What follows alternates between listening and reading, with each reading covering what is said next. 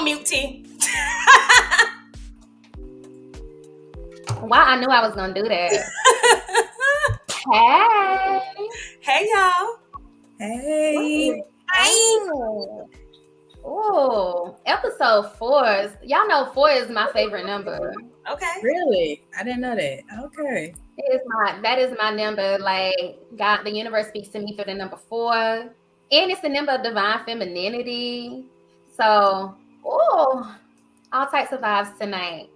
But what's up, y'all? My name is Coach T Lane. These are my co-hosts, Alicia J, Tracy Cherie, and we are Girls Be Like the podcast. We ain't here to give y'all the right answers. We are just here to speak from experience, baby. Mm-hmm. That's it. That's all. Hey, y'all. Tracy, I want to start with you because you just getting back from a trip, girl. How you feeling? Amazing. Grateful. A little bit refreshed and prepared for this next chapter of my life. I'm ready. Look. Yeah, I needed that breakaway because I think if I would have sat at home, although I've been like giving myself grace and just saying, you didn't have any control over this, you're doing everything that you're supposed to be doing now, and everything is just showing me that things are really about to happen the way that I've envisioned them for myself. I'm just comfortable sitting in that, but still have a little bit of anxiety in the wait in between interview number 1 and 2 and offer letters. So I'm just in keeping myself calm, cool, and collected. Forcefully, it's not coming naturally right now, so it's very forced, calm, cool, and collected I'm experiencing right now. Jaleisha, she got that glow. You already know what glow I'm talking about, girl. Don't she got that glow? Yeah, I wanted to say that before we came on. I was like, okay, you really beaming. You beaming, but it's beautiful. Thank you. I put my ring light up too. It ain't the ring light. It might have had a top ring on it, but it ain't the ring light. You looking like they ain't got nothing to do with no. She looking like I got that good dick glow. Like I'm just refreshed. Look, a little something happened. I'm so happy for you. I'm living vicariously through you. Yeah. I did a whole bunch of eating, y'all. We ate so good. Oh. Yeah, we ate so good. I was well taken care of, and I appreciate it. It felt good to just be and not worry about anything. Y'all know Tracy is a foodie. Yes. That's the way to my heart. I know that's right. What, Jaleisha, how's your day been? It's been interesting, but I mean it's been good. Kind of been decompressing and just protecting my energy. That's gonna be another conversation for the other day. But I just been decompressing and trying to stay as present as possible in the moment, and just grateful. Look, I saw you post the other day a quote from Dr. Joe Dispenza, and I'm like, oh my God, I love Dr. Joe Dispenza. Like, yeah. I refer to myself as the black female version of Dr. Joe Dispenza. Okay. I love everything he teaches. Yes, so he has this book, and I think you posted about it one time too, that you either you need to read it or you're gonna read it. I think you were starting to read it. I forgot what it's called. It's like breaking. I forgot what it's called. I know you know the name of it. I can't think. It's something about your mind. It's conscious mind or something. Yeah, my favorite by him is "You Are the Placebo." Yeah, you are the. Okay, so he has like 2 or 3 books out. So there was one you had posted something about I think You Are the Placebo, and then I had met somebody last week who was reading another one of his books, and I'm like, okay, dang, I must need to read his book. So I started watching him on YouTube. I'm like, oh, he putting me onto some game. That's the way we gotta live. Send me a link. Send me a YouTube link. Drop it in a group chat or something for me. Okay. All right, because y'all know I like to learn new things too, so I can say something too. Yes. Because I'm a healing coach, and that plays a big part in the way that I help women heal. I work with women and young girls, and everything starts in the mind. And if you can really understand how the mind works, Like, You Are the Placebo is the shit. It will change your life if you really know how to apply it. It's real big on neuroscience and stuff, which kind of like gets into tonight, because that's who I authentically am. Well, before we get into tonight, how are you doing? Oh, I'm doing good. I've been getting so, I mean, hello. Well, listen, today has been a very productive day. Shout out to Reek's Kitchen, okay? The food truck. We had it popping today with the seafood. So Shorty has been on go all day, but I have been I've been telling everybody who walked up to the food truck today to tune in to tonight's topic, because it's going to be, this is a topic I think that everybody struggles with, and I want to help you learn how to heal from it, okay? Because we ain't struggling with it no more. But, we had a couple of subscribers today. We had a couple of subscribers to the channel today, you guys too. So, hey y'all, welcome. Wait, what'd you say? We had a couple new subscribers today. Yeah. Y'all better be coming over here. Nate! Hey, baby! I was about to say, oh, Tracy, you got a fan. That is my childhood friend. I've known Nate since 6th grade at West Middle School in Las Vegas, Nevada, because we West Side, you know what I'm saying? But anyway, yes, that's like as far back as I can remember that friendship goes. Oh. Yeah. That's love. That's real love. He was here with me when I thought I had to slang a big bitch. Yeah. Hey, Nate. I'm in a bind, Nate. Hey, Nate. I am in a bind, Nate. I was in a bind. All right. We can get into that topic now. We just wanted to see how you was doing, T. Yeah, I'm doing good. I can't complain. I won't complain. And I'm on some shit. I feel like me and Jaleisha are on same pages right now, because I just been practicing staying in the moment. I failed a test again last week though. Today's been good, where right before good things happen and when you're on a break of some big ass shit, like this life comes and tests you and give you some distractions. I failed, so I know God gonna send another lesson back again, but this time I'm gonna be more prepared and I'm gonna recognize it for what it is. But I'm cool. Yes, and y'all need to check out You Are the Placebo by Dr. Joe Dispenza. That's it. That's all. Send me a link. Yes. I think that's T. That's like a good lead in for your topic, because I mean, if you really, like you said earlier, you conquer the mind. Like, can't nobody tell you nothing. Can't nobody do nothing to you. You gonna know who you are. For real. I'm excited for this topic. Okay. Me too. I'm like, oh, we can talk about this all night, because this is the topic tonight is called Girls Be Like, Bitch, I'm Mean. That's it. That's all. Look, that's the saying for tonight. That's it. That's all. I'm mean. I can only be me. I can't be you. I can't be Tracy. I can't be Jaleisha. I can only be me. And basically what this topic is going to be about is just how I went along a journey of becoming comfortable being my authentic self. And I just want to talk about that with my girls and with y'all. Please feel free to comment. And I just want to give y'all some ways that I really truly learned how to walk in my authenticity and not give a fuck what it looked like or give a fuck about what nobody else had to say. So let's get into some things. Y'all ready? Yes. Okay. I really was thinking about this, and y'all know I'm a Gemini, and Geminis get a bad rep. They call us two-faced, and it's just because they don't understand that we are very adaptable. Like, even just my natural personality, like, you can put me in any room and I can adapt. Like, I can fit in. Okay. But I came to one moment in my life where I realized that, bitch, you adapting a little bit too much. And what I would do was like just adapt and making sure everybody around me felt comfortable. But it was hurting me in the long run. Because I'm like, I don't feel comfortable. Why am I changing who the fuck I gotta be to make other people feel comfortable? And I just started not liking it. And so it made me start on embarking on this journey of like, let me learn. Let me show up as myself and not care so much. Because I don't know. Maybe y'all let me know. Have y'all ever been this way, or is it just me? I put this unspoken responsibility on myself. I used to, because that ain't me no more. And a lot of people, we're going to get into that. And people don't know how to deal with it. But I put this unspoken responsibility on myself to be the one to fill the space. Like whatever environment I was in, like nobody, it wasn't gonna be awkward. I was gonna start the conversation, like be like the silence, like whatever awkwardness it was, I put this responsibility on myself to be the one to feel it. When sometimes like shit, I wanted to be quiet and chill too. Cause that's really like that's my dominant personality. Like I'm very chill. I'm a nerdy ass Black girl. I just like to read books and shit. But I don't know. I put this responsibility on myself to be the one to make everybody feel comfortable in the environment. Have y'all ever done that?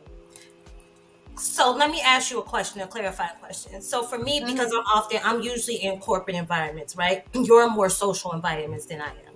So with that being said, are you saying that it wasn't just you like taking heed of your audience, right? And knowing your audience, you were more or less changing your personality when you were around certain people.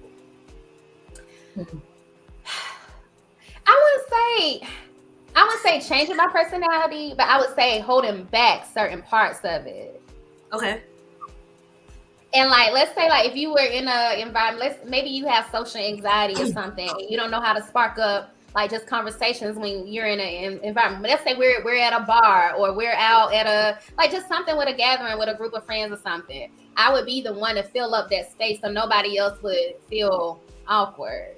As if it was your because that's as if it was my responsibility to make it not awkward. I don't know. But anyway, I found myself in a place where like I really was just caring so much about other people and making sure other people were comfortable. And I'm just like, I'm tired of this shit. being bubbly is a side of me. Like that truly is a side of me. But who I am, we all have different personalities. My dominant personality is I'm chill as fuck. I am so chill, so cool, calm, and collected. And like I really, my idea of a good time is at home, reading a book in bed with my CBD and a glass of wine. Like that's really who I am. But I found myself at one point like just showing up, and I'm gonna get into that too. Oh, that's, you know what? No, I'm gonna save it. So I ended up like I went on this journey. I'm like, I just want to be able to show up. I don't want to be the one that has to be the ratchet friend, the lively one, the life of the party all the time. I just want to show up like whatever mood I'm in and be accepted and feel comfortable doing that. And so I started like asking myself like, well, why is it? Why do I feel like I gotta be the one to show up and fill up that space? Why I feel like I can't show up and just be chill and quiet if I don't feel like fucking talking today? And I like, Jaleisha, we talk about this all the time, or I hear you talk about it all the time. Like I truly feel like everything starts in childhood. I am big on in all things seek first to understand. And when you're trying to figure out why you are a way you are, you got to get to that foundation. And it literally starts. There's 3 things I teach women and young girls, like 3 things that make up who you are, and definitely part of it is your childhood.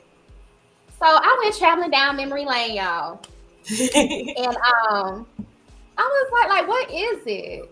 And it was a couple things that came to mind. Like both my parents, I remember at one time, one did it intentionally and one did it unintentionally. They didn't know they were doing it. But both my parents at one point in my childhood made me feel like I had to be a certain way, the way they wanted me to be in order to be loved and be accepted. So I was like, oh, okay, I got to heal some mama and father wounds. And then I also realized, like, I went even deeper. This is, and I hate talking about this topic because this is one of those topics with this and politics I try and stay away from, because these are things that people really, really have strong beliefs in, and you can't change their mind. But fuck it, we talking about our personal experiences, so I'm gonna go there. Religion, growing up in a religious household really, really shaped that feeling in me of not being comfortable with walking in my authenticity, not being myself. And it's like, girl, like my mom, like, and I get it. This is not no downplay. Like I read my Bible every day. I learn shit from it. Like, but I learn from all different types of religions and spirituality. That's me the way me and God got a relationship. I know, me too. You know, that's my big home. What that big home? But it was like, I need y'all to understand this though. Like that feeling of that feeling of not feeling like I can walk in my authenticity and be okay with that, religion really played a huge part in it. Like, I grew up, y'all, I never saw my mama wear pants or earrings until I was almost out of college, graduating from college. And it was because, like, my mama was taught, in the way we grew up, women weren't supposed to wear pants and earrings or they were going to go to hell. So, like, little things, like, but now my mama wears pants and she wears earrings and stuff. I'm so glad, like, she learned, like, that is not the business. But just growing up with, like, shit like that, right? It made me like, oh, it's still something in me unconsciously was like, you can't be who you authentically want to be. So I want to stop right there for a second. Like, those are things that made me. I had to get to the root first before I learned how to walk in my authenticity and not give a fuck. I had to get to the root and figure out what it was so I can heal what was at that root first. Have y'all ever had issues with or uncomfortableness with showing up as your authentic self? I would have to say no, because that's one thing that my mom always taught us, was to just be confident in who you are. Um, Mm-hmm. so I don't think I now I've always had insecurities though, right? I've always Mm-hmm. been dark skinned and I guess Blackzilla and all that, right? So I was called all those names, especially when I was living, more so not even when I was living overseas. Really, when I went to moved to Las Vegas in 5th grade, that's when I experienced the worst, as far as just like being defined by my features. And I've always thought I was cute, you know what I'm saying? Even when I was younger. So that was like a shock to me, like, dang, and that most definitely created some insecurities within me. But I still always showed up being pretty much confident about me and just showing up being me. So one minute I might be feeling like the life of the party, the next minute I might be feeling quiet, and that'll just be me in that room. Mm-hmm. But I most definitely want to learn more about how you overcame that once you identified the root cause from your childhood. But yeah, Jaleisha, I'm jumping ahead. But yeah, I can't Well, wait. I can't wait to hear that. no, I can't wait either. No, but I identify with T actually because I didn't know who I was for a really long time. So, but that it was because of my what I was raised, how I was raised. I was raised. My mom was very religious, even though she wouldn't say that today, but she was very religious, and her dreams and her desires and what she thought the way I was supposed to live was put upon me. And then you just trying to fit in, you're trying to find a way to make, to me it was so important for people to like me and for people to think I'm cool, because I wasn't cool back when I was younger. So I felt, everybody had their own, like you said, insecurities, but I just felt like I didn't have a place, and so I had to mold myself to fit in somewhere. And so that didn't change until I really started, like, what they call shadow work and all that a few years ago, to me sitting there like, oh, I really don't know who I am. Oh, I've been living for my parents, or I've been living for what my mama wanted me to be, or I've been ashamed of being sexual, or being ashamed of just not being the perfect image. But fuck all that. So I identify with you completely, too.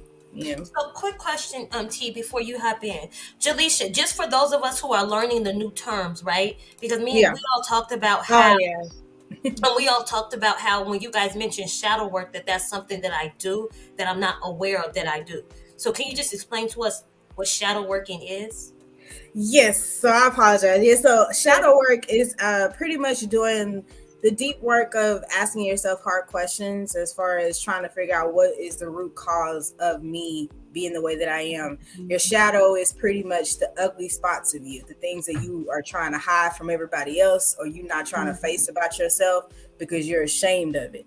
And it could stem from something that happened to you as a kid, like, say for instance, maybe when I was a kid, I showed a picture to my parents that I drew, and my parents told me they didn't like it, or they criticized me for it. So now I'm thinking, I'm not an artist. I suck at this. I'm not going to show my work to nobody. I'm not going to be creative as an adult because I've been carrying this trauma. So if you're going to do shadow work, you got to ask yourself, why am I ashamed of showing who I am? Why am I ashamed to write? Why am I ashamed to draw?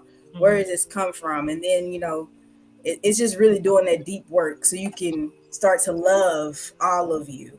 not just parts of you, but all of you. I hope that makes sense. No, it makes perfect sense because I've most definitely been doing that in my personal and professional life. And more recently, with me being laid off, right, and looking for work again, the shadow working is happening like subconsciously, right? But a lot of it is also being very proud of myself too. Even when I'm, even identifying how through shadow work, right? Like, why do I keep finding myself in the same pattern? And this pattern was different. You know what I'm saying? Like, this had nothing to do with me. But I had to keep asking myself things like that, and I've started to break patterns because of the shadow working that I've been doing. You know what I'm saying? So yeah, thank you.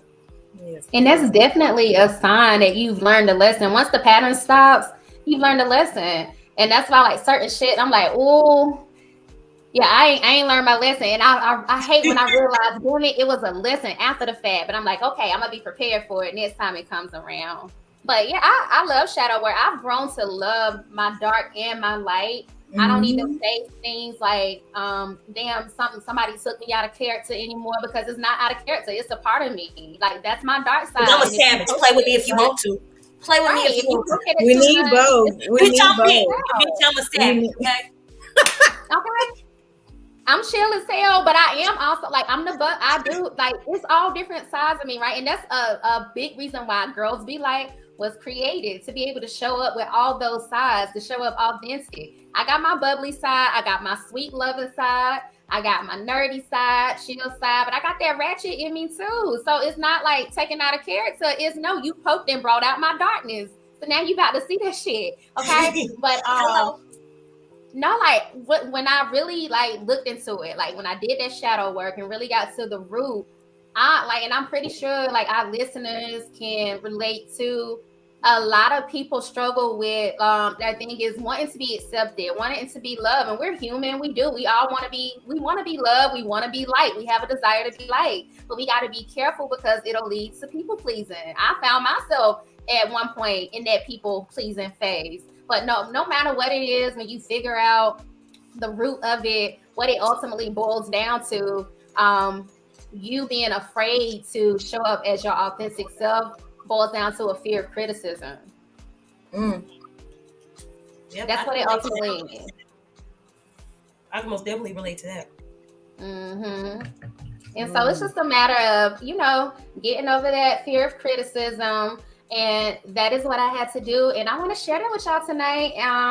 A couple of things, 3 things actually, 3 steps I took to overcome that and start being more comfortable, like who I am today. You gonna get it. I do not give a fuck anymore. And it's so freeing.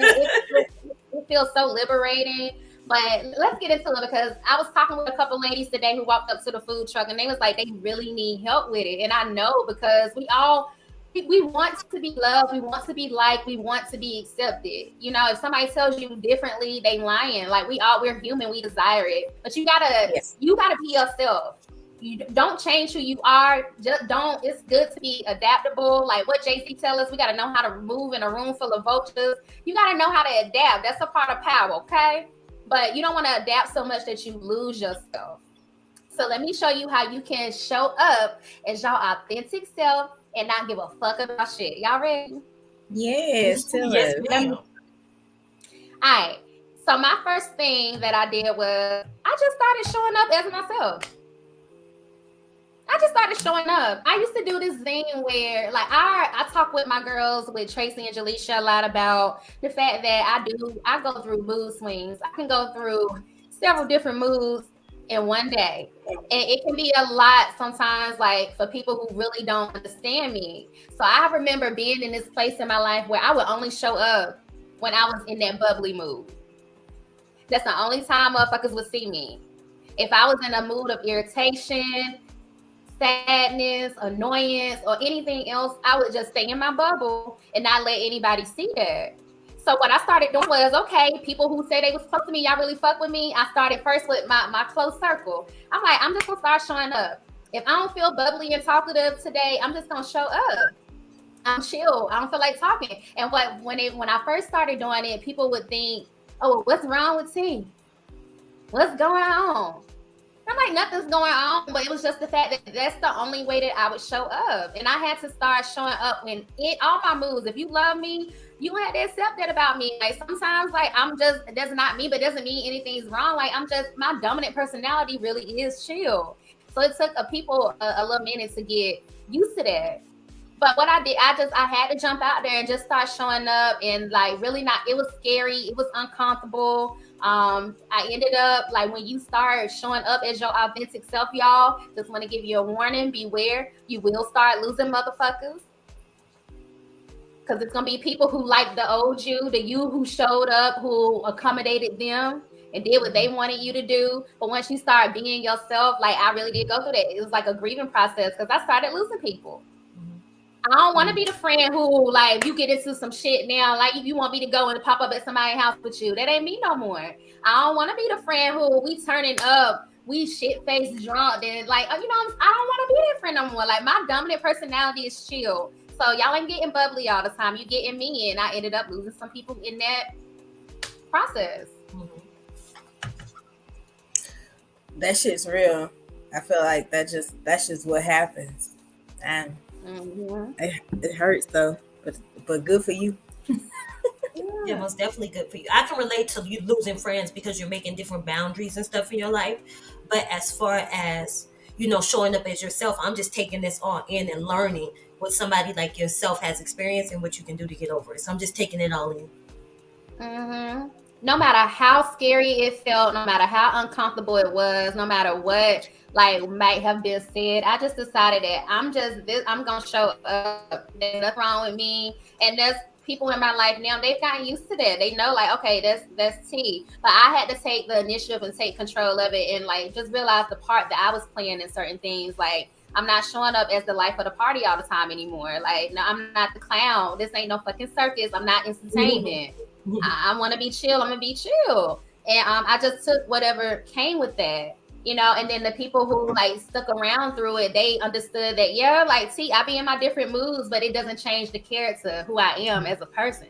Like, my mood is my mood, but who I am at the core, my character is always the same. So that's the first thing. You've got to start just showing up as yourself. Show up in environments and don't care about, well, let me make sure it looks like this, let me make sure it looks like that. That's where you have to start, no matter how uncomfortable it is. And when you're doing that and when you're showing up as yourself and you are met with some resistance from other people, just ask God to give you strength to go through that, because what's happening is God is giving you strength and the courage and confidence to show up as your authentic self. But in that midst of that, it's removing people that don't fit that version of you, who no longer serve you. So you gotta accept it. What's that, Jaleisha? No, I'm like, I was gonna say, preach, girl. Yes. Like that's just what that is. I think a lot of people are afraid of losing people, but trust people. If you are being who you are and they leave or they don't want to fuck with you no more, then that's really not for you anyway. That really is an alignment where you going. So good riddance. But that's hard, but good riddance. Right. It's like, bye. And it was so hard because it's hard to let go of people. It really is. It's awkward. But you just let them be. What you say, Tracy? I said I'd be like deuces, except for, you know, a couple niggas when my feelings get involved, and then crazy shit happen for a little minute, and then I'd be like deuces. Girl, it's hard when I love. You can go. I'm good. When I love, it is hard. It is hard. Ugh. But I'm learning, like, you know, one of the prayers I've been saying recently is, not my will, God, but your will be done. I don't care how bad I want something. If it's not for me, if it does not fit this me showing up as my authentic self, if it does not accept that, like, not my will, but God, your will be done. No matter how bad it may hurt me, let that motherfucker go. Okay. Yes. Another thing that I did, so that was number one, like, just start showing up as yourself, no matter how scary it is. Just do it. It becomes comfortable over time. It's just like anything new, right? You look, I think of like a little child, a little baby. At first, they're crawling and they have to learn how to walk and they're so scared. They stand up, they're wobbling, they're reaching for mommy and daddy because it's something new. So just like this, if you have not had practice or you usually do not show up as yourself, you put on a front to fit in or to not stand out too much, just start showing up as who you are. No matter how scary it is, and over time it becomes natural and you get used to it and it feels fucking amazing. Trust me. Okay. The second thing was that I had to, you know what, I'll save that one for last. I'll go to this one. I had to learn to accept other people for who they authentically were.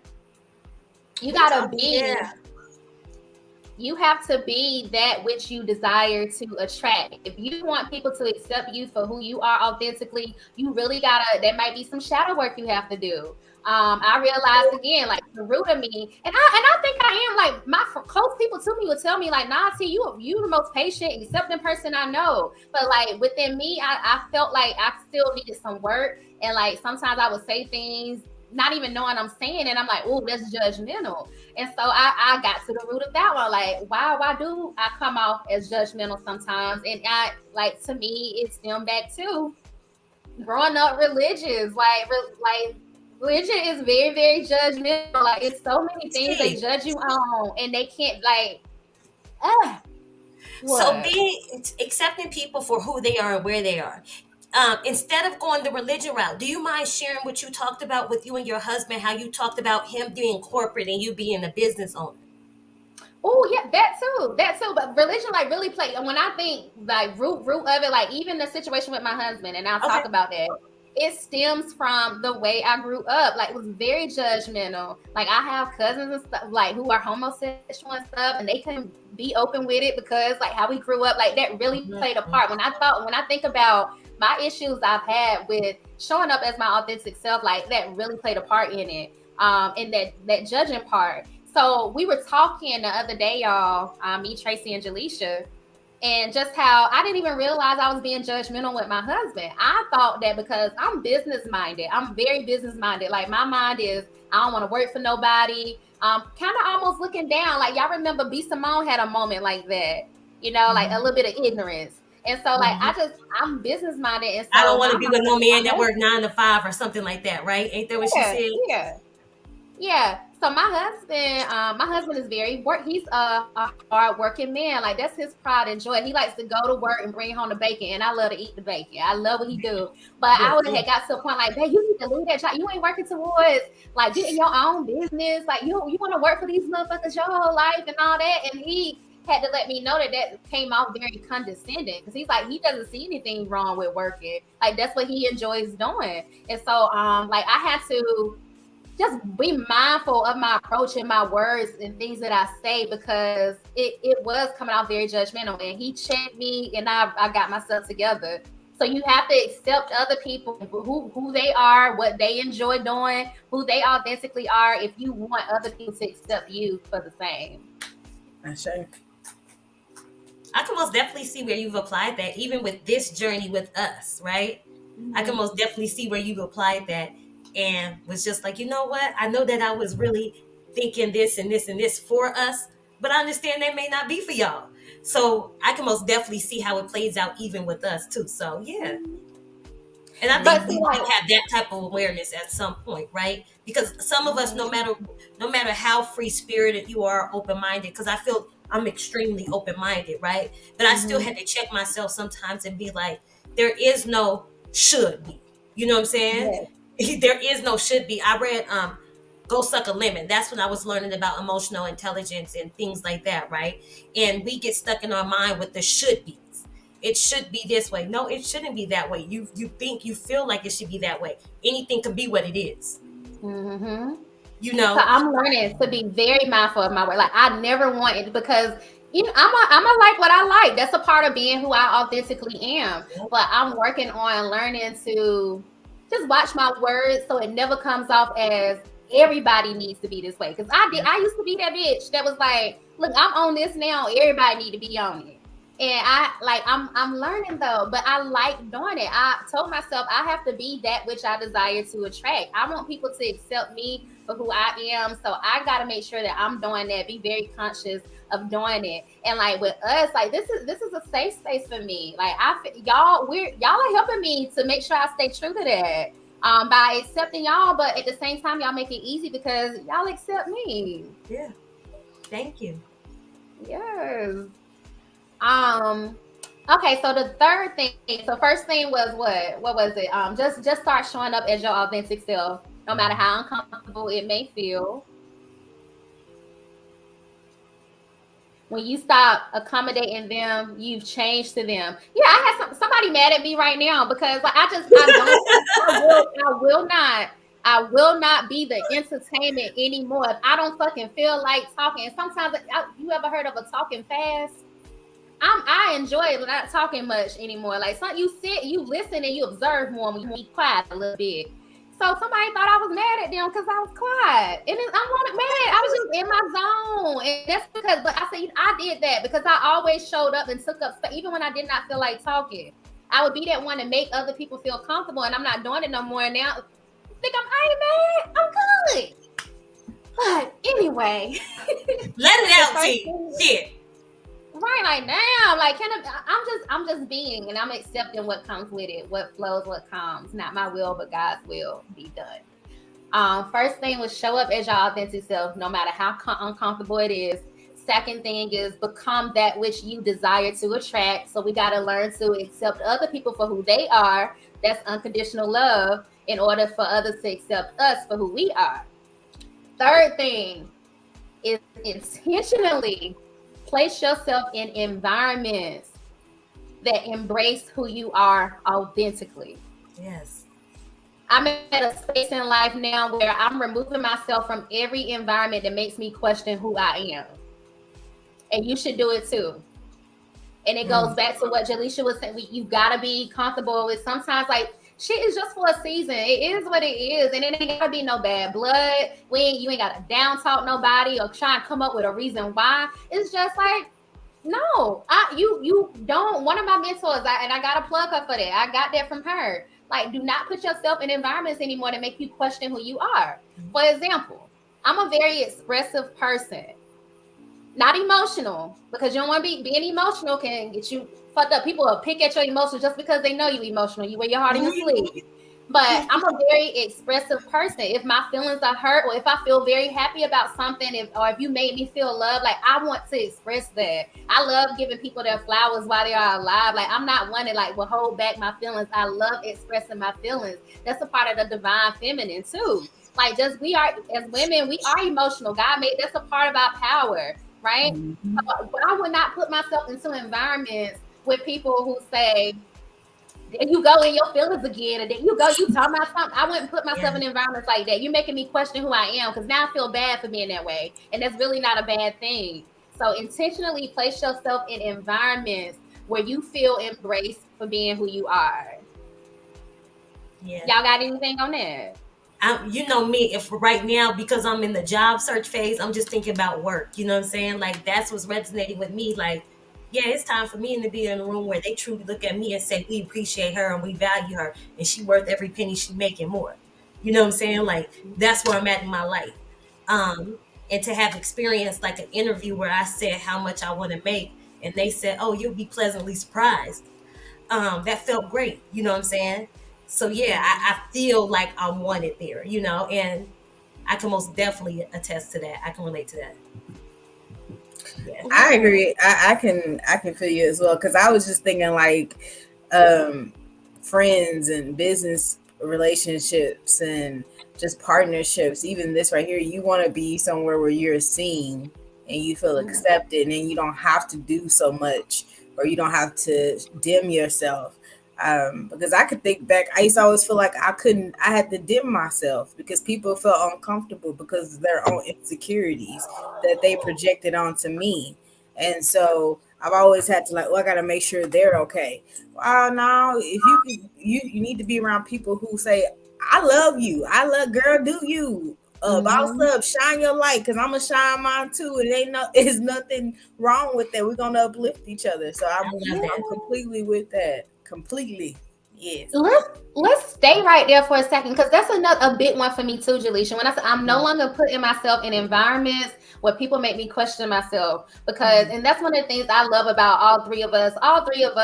We got this energy, this dopeness about us. Like, we shine, we take up space. We are very confident. And so it's one of the things that used to bother me was like, when people would take my confidence or my desire to be great, I don't have any desire to be mediocre in shit that I do. And I'm no longer apologizing for that. But people would take that confidence for cockiness or arrogance. And I'm like, you got to be real careful about how you label people, because my ass, I've been very vocal about my weight loss journey. I was almost fucking 300 pounds, bitch. 300 pounds. Yes. And that was a place where confidence I've always had. Like, looking at even pictures of me being a little girl, like, I always would show up. My mama said I was never scared of nothing. I always had confidence, but at one point in my life, I lost it. Yeah. I was sitting over here almost 300 pounds, and I didn't know who the fuck I was. I had no confidence at all. So when I found that confidence again, but like, I'm living out in it. I'm not turning it off no more for nobody. I don't give a fuck who's offended by it. But I'm not placing myself in environments anymore where people label my confidence as cockiness. I'm placing myself in environments with other motherfuckers who are highly confident too, so we can all be confident together. Yes, that part. Okay. Yeah. Did your confidence have a lot to do with your weight, do you think? And that's why you showed up as what you thought people wanted to see you as, so that they wouldn't see what you saw in yourself, even though you may have been confident? That's a good question. Ask that again. I think I know what you're asking me. Okay, you know my brain, girl. I gotta say this shit again. Hold on now. God damn it. Do you think that part of the reason why you were showing up to impress everybody is because your weight? Were you insecure about your weight, although you were very confident and trying to deflect from your weight? And that led into you not showing up as your authentic self because at one point you were extremely confident and showed up as your authentic self. You said you lost that confidence. Did that come with weight gain, and then it was a trickle effect?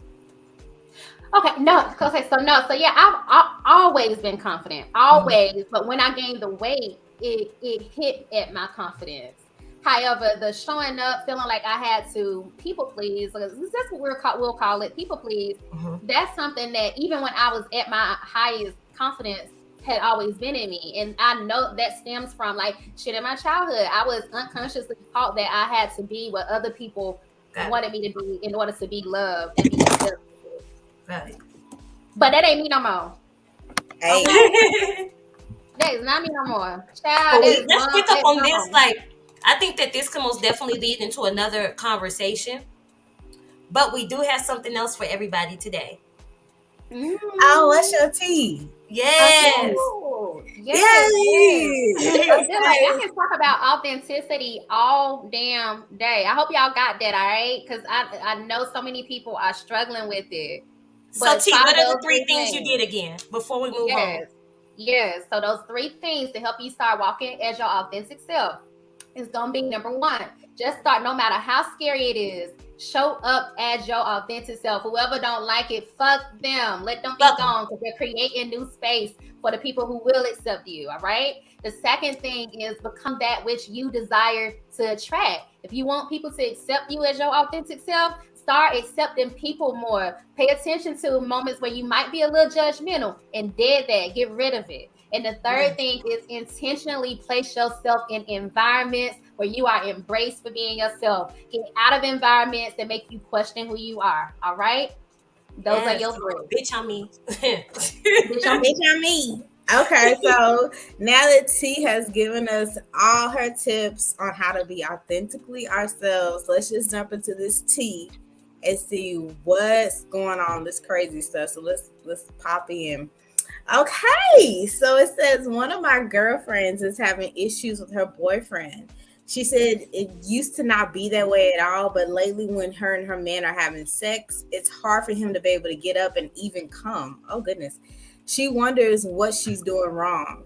Sometimes he's aroused and do come, but then he doesn't get mad and blames her, down talk her, etc. She says she always has to be the one to start off sex, and he barely wants to even pleasure her like he used to. What do you think is wrong? Oh, ladies. Okay. I'm gonna let y'all give y'all's advice first, child. What do we got for the tea? Yeesh. Tracy, okay, my safe space, right? My safe space is always. What did he say first? Did you talk to your man first? Y'all gotta talk to your partners first. If y'all ain't talking to your partners first, you can assume all day long. We can assume this man gay. We can assume he cheating. We can assume what? We can assume anything. You feel me? We can assume he was masturbating for 20 minutes before you walked in and scared the shit out of him. I don't know. But did you talk to the man? I think that did you talk to him? Shit, that's the first thing that comes to my mind, just to be safe. Okay, because all my everything I said could be possible is things that could be possible. Okay? It could. I feel the same way that you do, Tracy, because I'm like, why am I questioning other people or asking them what you think why he won't come? Because that would be like a legit question. Me and him will be having a conversation about like what's going on. But then also like what is his side? Like you said too, Tracy, like almost are y'all bonding? Are y'all having like issues? Like I think there's more to it. Or does he have erectile dysfunction? I don't know when he masturbates. Like is he still watching porn? Is he still, masturbating? Is he still getting pleasure? But with you, it's an issue. Like those are things, that's a legit conversation that you need to have with your man. And if he don't feel comfortable or you don't feel comfortable, that's a red flag to me. Let me call this out. She said she always has to start off sex and he barely wants to even pleasure her like he used to. Sometimes that chase, right? Sometimes you have to swap up the chase. Do you switch it up? Do you put yourself in a sexy position to where he could chase you around and things like that? I don't know. You sometimes. Ooh. Is it boring now? Has things died down and y'all need to add some more spice? Because I think she said in there that he down talks her and stuff like that as well. He blames it on her when he ain't in the mood or when he can't get it up. He puts it on her. Which to me, for a man to say that, then that means something has transpired before. Like there's some stuff going on more to it than we know. But then at the same time, he could just be blaming stuff on her, and he's still beating his meat somewhere else. I don't know. What do you say, T? It had nothing to do with her. It could be 100% within his own body. Shit. Talk to your man, boo. Talk to your man. And that's what I'm gonna say. Like, I gotta agree with Tracy. Like, girl, you should not be talking to your homegirls about this. Okay, you need to be talking to your man. You need to ask them. My thing, I don't know how y'all be sleeping and fucking motherfuckers and don't feel like you can talk to them about anything. I can't do it. Yeah, we gotta talk. If you are confident, we gotta talk. We gotta talk because we too grown. We too grown, and you giving them the most sacred part of you. You should feel comfortable asking these questions because it could be exactly what the hell Tracy Cherie said. It could be that he into something you can't give him. You know, we ain't gonna call the man gay.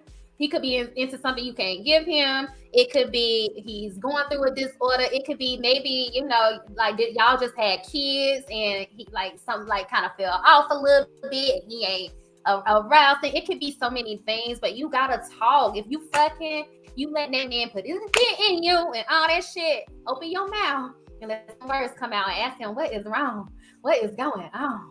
Okay. Yeah, because that's the tea. Let's you suck it from the back one time. I don't know. Like, Wait, does he get turned down when y'all do certain positions? Does he get turned down from head? Like you gotta type. You know, also, But yeah, is he? But also, is he going through some financial issues? Is he going through some struggles emotionally? Because he might not. He may be having some issues. Does he feel supported in the relationship? Yeah, and then the thing is, as a woman, I know how that feels. If we with our man, and he can't get up, or he doesn't come, or whatever, we take that like, what's wrong with me? Like, what's going on here?